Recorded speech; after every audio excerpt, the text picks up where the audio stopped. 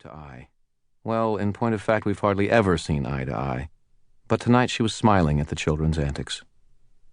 "Good evening, Mr. Dresden," she murmured. "Charity," I replied amiably. "This happen a lot?"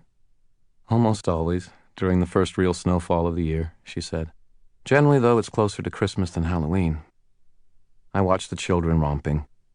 Though Molly was growing quickly in a number of senses, she reverted to childhood easily enough here, and it did me good to see it. I sensed Charity's unusually intense regard and glanced at her, lifting an eyebrow in question. "You never had a snowball fight with family," she said quietly, "did you?" I shook my head and turned my attention back to the kids. "No family to have the fight with," I said. "Sometimes the kids would try at school, but the teachers wouldn't let it happen. And a lot of times, the other kids did it to be mean instead of to have fun. That changes things." Charity nodded and also looked back at the kids.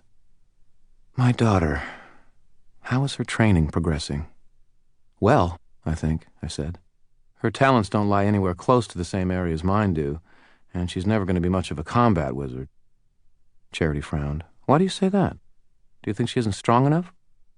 "Strength has nothing to do with it. But her greatest talents make her unsuited for it in some ways." "I don't understand." "Well, she's good with subtle things, delicate things. Her ability at handling fine, sensitive magic is outstanding and increasing all the time. But that same sensitivity means that she has problems handling the psychic stresses of real combat. It also makes the gross physical stuff a real challenge for her." "Like stopping snowballs?" Charity asked. "Snowballs are good practice," I said. "Nothing gets hurt but her pride." Charity nodded, frowning. "But you didn't learn with snowballs, did you?" The memory of my first shielding lesson under Justin Dumorne wasn't a particularly sentimental one. "Baseballs? Merciful God," Charity said, shaking her head. "How old were you?" 13. I shrugged a shoulder. "Pain's a good motivator. I learned fast."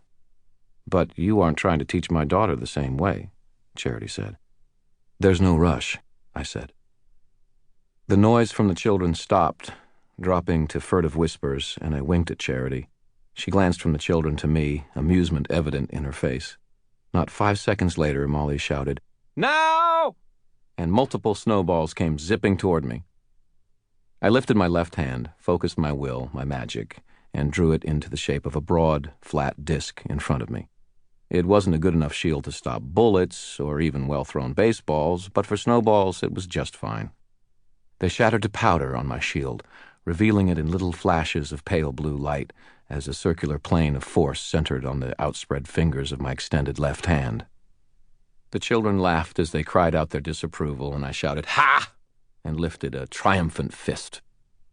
Then Charity, standing behind me, dumped a double handful of snow down the neck of my coat.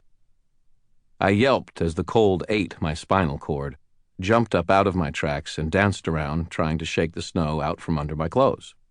The children cheered their mother on and began flinging snowballs at more or less random targets, and in all the excitement and frivolity, I didn't realize that we were under attack until the lights went out. The entire block plunged into darkness, the floodlights illuminating the carpenter's backyard. House lights in every nearby home and street lights were all abruptly extinguished. Eerie, ambient wear-light reflected from the snow.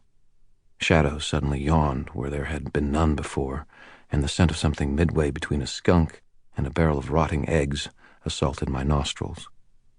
I yanked my blasting rod out of its holder on the inside of my coat and said to Charity, "Get them inside."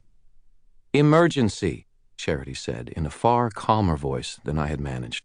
"Everyone into the safe room, just like in practice." The children had just begun to move when 3 creatures I had never seen before came bounding through the snow. Time slowed as the adrenaline hit my system, and it felt like I had half an hour to study them. They weren't terribly tall, maybe 5'6", but they were layered with white fur and muscle. Each had a head that was almost goat-like, but the horns atop them curled around to the front like a bull's, rather than arching back. Their legs were reverse-jointed and ended in hooves, and they moved in a series of single-legged leaps more than running. They got better air than a Chicago bull, too, which meant I was dealing with something with supernatural strength. Though thinking